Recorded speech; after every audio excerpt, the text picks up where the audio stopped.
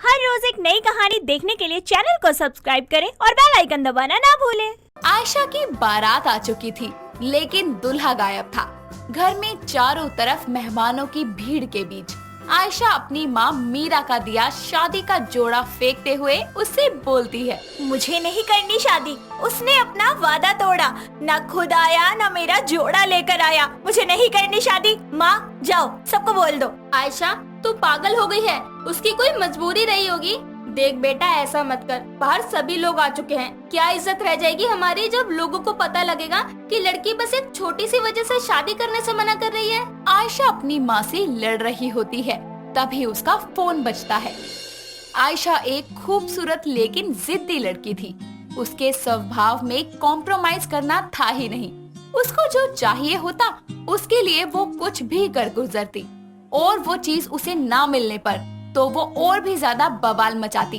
ऐसे ही एक दिन उसकी माँ मीरा उससे शादी की बात करते हुए बोलती है, आयशा अब तू बड़ी हो गई है बेटा, तो ये बात बात पर जिद करना छोड़ दे। तेरी इन फालतू डिमांड्स के चलते तेरा रिश्ता नहीं हो रहा कहीं। माँ, डिमांड्स पूरी करने का सारा ठेका लड़के वालों ने या उसकी फैमिली ने लिया है क्या? अरे मेरा भी सपना है मेरी शादी को लेकर कि मैं अपनी शादी में चांदनी चौक का 1 लाख का डिजाइनर लहंगा पहनूं, और मुझे वही चाहिए।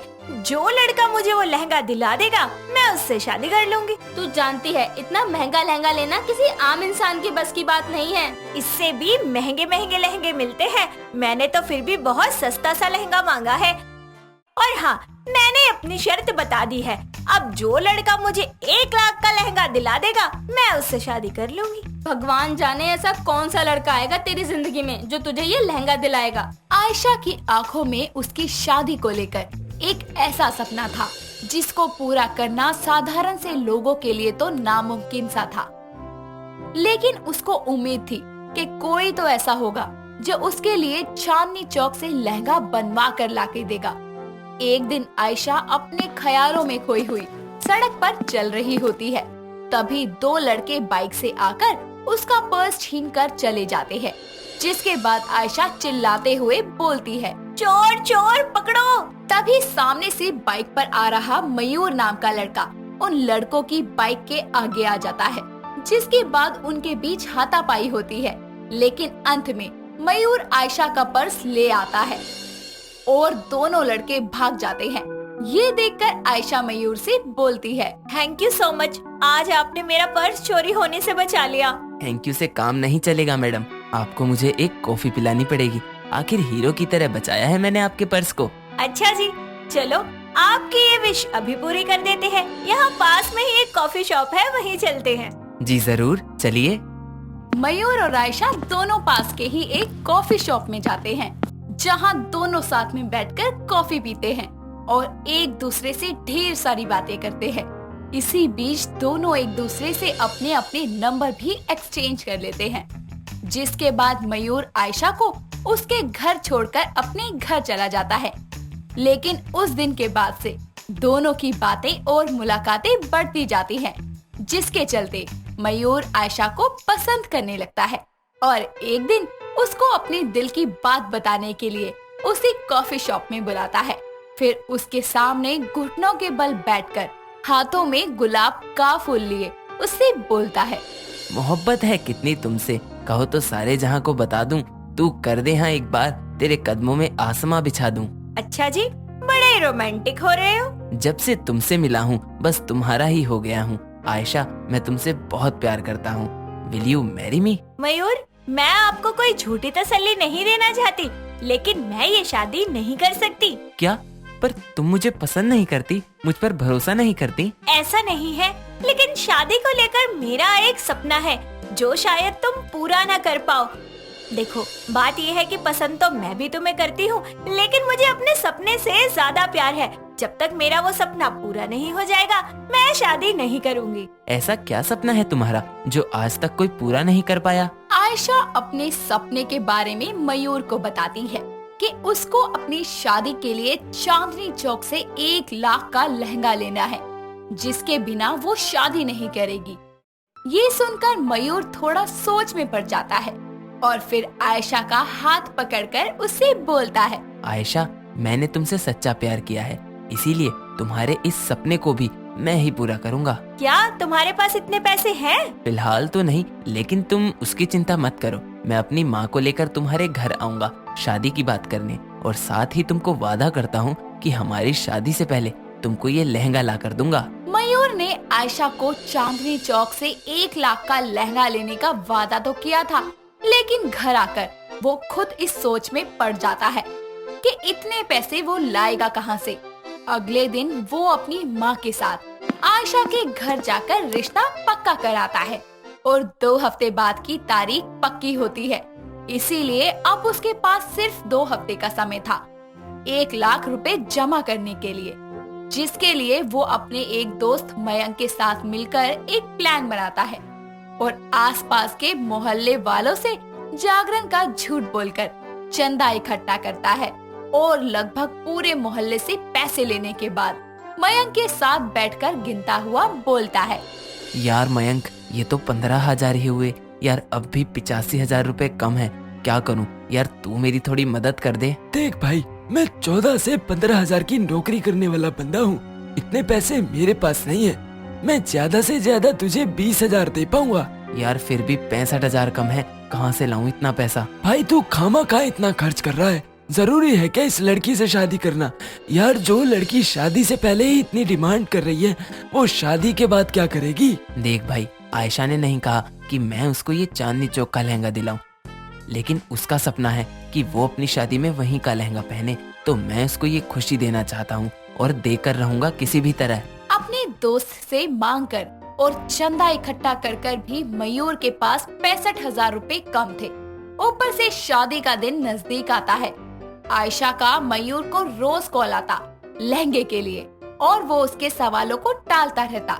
किसी तरह मयूर ने शादी से 1 दिन पहले तक 85,000 रुपए जोड़ लिए थे, लेकिन अब भी 15,000 रुपए कम थे, जिसके लिए वो एक लड़ाई लड़ने जा रहा होता है, क्योंकि उसको जीतने वाले को 20,000 का इनाम था।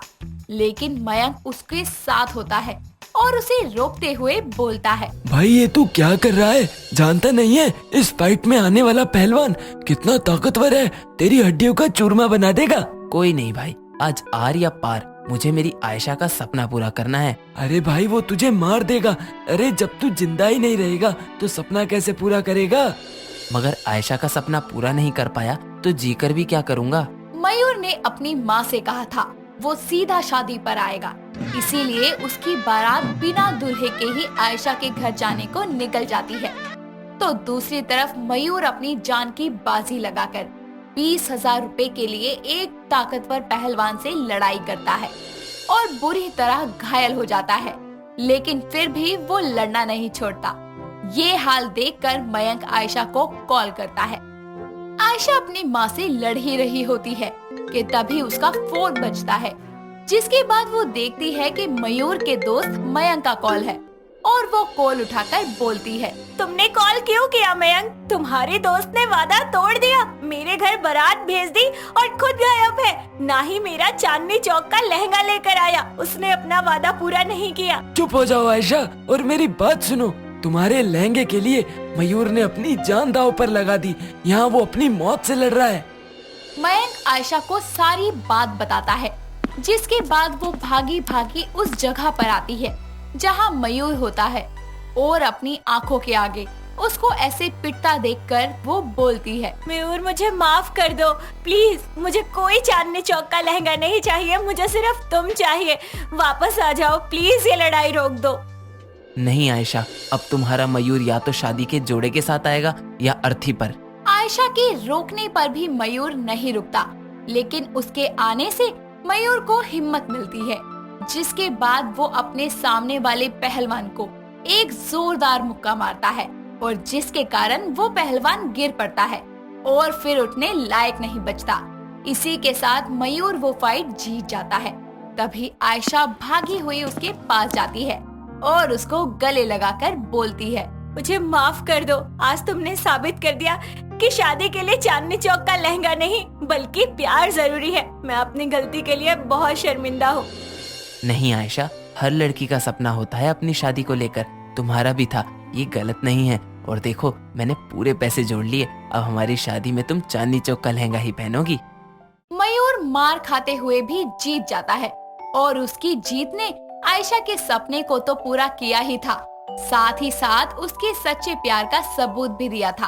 अगर इंसान एक बार प्यार में कोई बात ठान ले तो वो कुछ भी कर सकता है, जिसके बाद दोनों की शादी धूमधाम से होती है और आयशा अपनी शादी में चांदनी चौक का 1 लाख वाला महंगा लहंगा पहनती है। आरोही अपनी मां मंगला के साथ दिल्ली के नारायण नगर में रहा करती थी और अपने आर्थिक खर्चे को चलाने के लिए एक मैकडॉनल्ड्स में काम किया करती थी। ऐसे ही एक दिन आरोही के लिए अमित नाम के एक लड़के का रिश्ता आता है। अमित अपनी मां सरला के साथ आरोही को देखने उनके घर आता है, जहां आरोही उनको पसंद आ जाती है और सरला मंगला से बोलती है, हमें आपकी आरोही बहुत ही ज्यादा पसंद है। हमारी तरफ से ये रिश्ता बिल्कुल पक्का समझिए बहन जी। जी हमारी तरफ से भी ये रिश्ता पक्का समझिए बहन जी।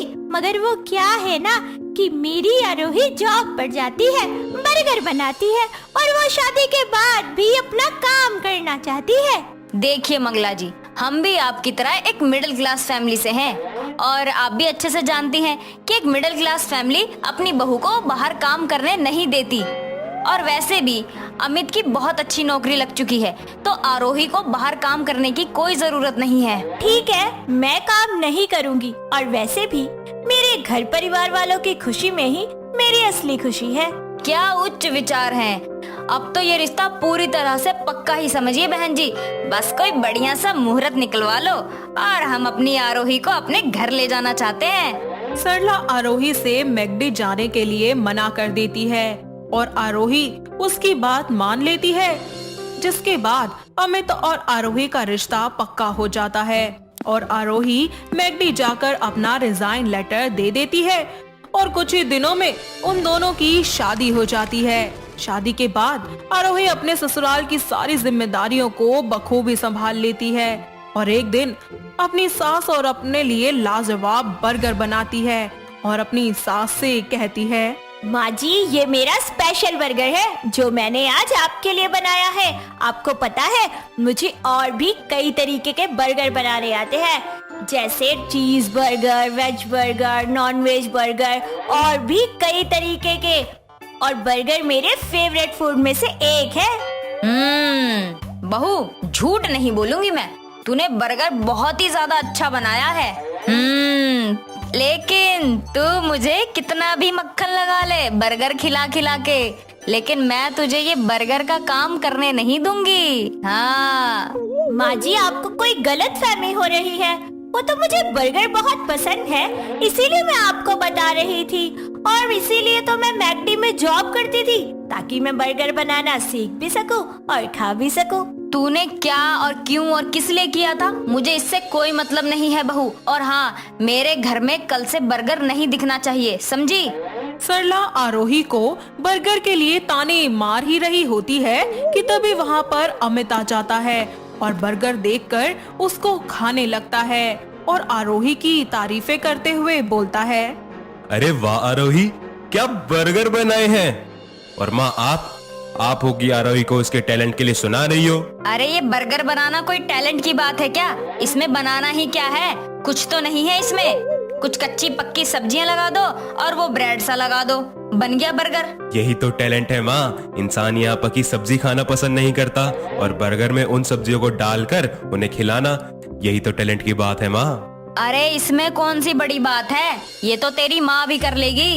अमित जी रहने दीजिए ना, आप ये सब क्या बोल रहे हैं। नहीं बहू तू रहने दे, अब देखना तुम लोग सरला का कमाल। तो ठीक है, देखते हैं कौन अच्छा बर्गर बना सकता है। सरला और आरोही के बीच बर्गर बनाने को लेकर कंपटीशन शुरू हो जाता है। आरोही किचन में जाकर आराम से बर्गर बनाना शुरू करती है, तो वहीं सरला को तो कुछ समझ ही नहीं आता कि बर्गर कैसे बनाना है, जिस पर सरला अमित से छुपकर अपनी बहू से कहती है, आरोही बहू क्या करना है मुझे भी तो बता। अरे कैसे बनता है ये बर्गर। माँ जी आप पहले कुछ सब्जियां काट लीजिए, जैसे प्याज, टमाटर, पत्ता गोभी। आरोही अपनी सास को बर्गर बनाना बता ही रही होती है कि तभी वहाँ अमित आ जाता है और कहता है, आरोही, माँ, नो चीटिंग, मैं सब देख रहा हूँ। बड़ा आया देखने वाला। अरे भूल मत नासपीटे कि तू इसी हाथ से खाना खा खा कर मुस्टंडा बड़ा हुआ है। मुझे इमोशन करने से कोई फायदा नहीं है माँ, ये आपकी ही जिद है। अरे मैं माँ जी की हेल्प नहीं कर रही थी, मैं तो सिर्फ उन्हें बता रही थी कि सब्जियां कहाँ पर रखी हैं, उन्हें मिल नहीं रही थी, इससे ज्यादा कुछ भी नहीं। हाँ हाँ ठीक है, आप दोनों अपने काम पर लगिए, आप दोनों के पास बहुत कम समय बचा है। अमित वहीं उन दोनों पर नजर रखने के लिए बैठ जाता है और टाइम बीतता जाता है। अपनी बहू की मदद से काफी हद तक सरला बर्गर की तैयारियां कर लेती है और फिर वो बर्गर में भरी जाने वाली टिक्की के बारे में पूछने लगती है। ये टिक्की कैसे बनेगी? मेरे से बन ही नहीं रहा, बार बार टूटता जा रहा है। माँ फिर आरोही की हेल्प ले रही हैं, और आरोही तुम? अरे मैं कहाँ उनकी मदद कर रही हूँ, आप भी ना खामखा बोले जा रहे हैं। आरोही, मैं अपनी इन बड़ी बड़ी आंखों से सब देख रहा हूँ, तो मुझे बनाओ मत और चुपचाप अपना बर्गर बनाओ। थोड़ी देर बाद दोनों का बर्गर बनकर तैयार हो जाता है, जहां आरोही बर्गर की बहुत अच्छे तरीके से प्लेटिंग करके अमित के सामने ले जाती है, तो वही उसकी सास भी किसी न किसी तरीके से बर्गर पेश कर देती है। अमित दोनों के बर्गर को खाता है और अपनी माँ से बोलता है, सच अमेजिंग माँ, आपका बर्गर आरोही से भी अच्छा है। सच में माँ जी, आप ना कुछ भी कर सकते हो। मुझे पता है तुम दोनों मेरा दिल रखने के लिए ये बोल रहे हो। नहीं माँ जी, सच में आपने तो वर्ल्ड का बेस्ट बर्गर बनाया है। अरे और ये बर्गर तो आपके प्यार से ओवरलोडेड है, ओवरलोडेड।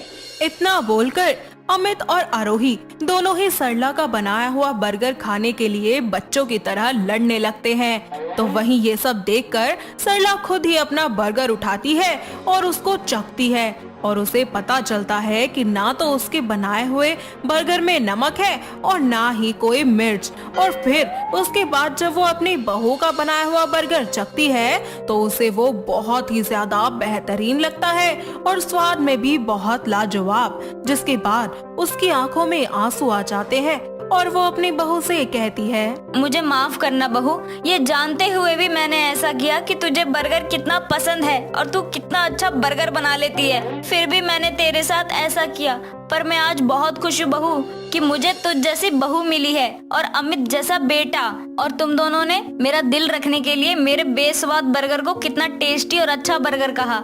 माँ जी, माफी मांगकर मुझे शर्मिंदा मत कीजिए। अगर आपकी जगह आज मेरी माँ होती तो मैं तब भी उनकी बात मानती और आपकी भी मानूंगी हमेशा, क्योंकि आप भी तो मेरी माँ समान है ना।